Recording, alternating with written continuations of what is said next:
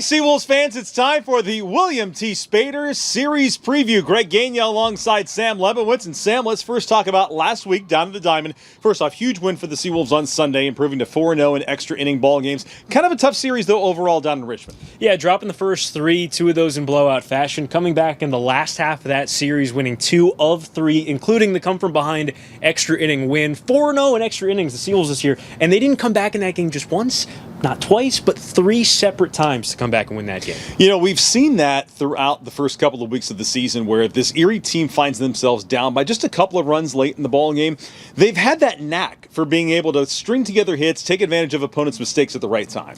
Right. The SeaWolves offense has come through in the clutch. Those 4 extra inning wins obviously have been huge.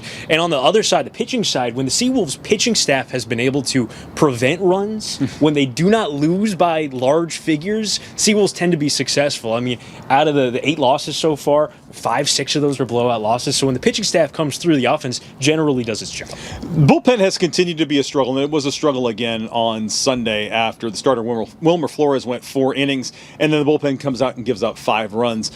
In your assessment, what are you seeing out of the pen, and what do those guys need to do to eliminate and cut down on some of those late runs? Well, I think that it kind of depends on the opponent, because a big issue right now, I think, is chase rate. They're throwing the ball out of the strike zone, which if you have a team that's not necessarily as aggressive, they're not going to be chasing as much out of the strike zone. So you want to put yourself in a situation where you're getting those swings and misses. You want more strikeouts than walks, and it really hasn't been that way so far. So you need guys chasing those off-speed pitches. Be a tough week this week for the SeaWolves. Portland Sea Dogs coming in league best record. Portland has played some lesser opponents, if you will, and like the Reading Fighting Phils, but that's still a really good ball club coming on in here this week. Oh man, and these Sea Dogs, they can pitch. League best ERA coming into this series, and maybe the friendly confines here at UPMC Park can humble them just a little bit. I think on the offensive side, they're a little more prospect heavy than the pitching side, so maybe the pitching has overachieved a little bit so far, but still plenty of talent on this Sea Dogs roster. So it should be a fun week, and it all starts tonight here at UPMC Park. Tomorrow is a Howl at the Noon game with a 12:35 first pitch.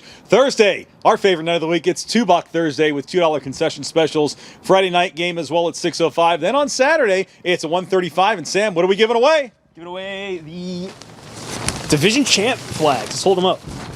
So division champion flags for the first 1,000 fans on Saturday afternoon. That's a 1:35 first pitch. Pretty cool thing. We expect to see this on everybody's front porch flagpole soon.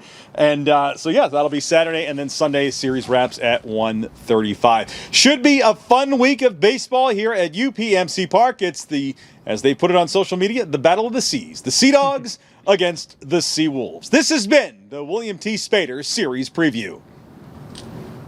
William T. Spaeder is a comprehensive mechanical contractor that does work in plumbing, HVAC, fire protection, process piping, and water treatment.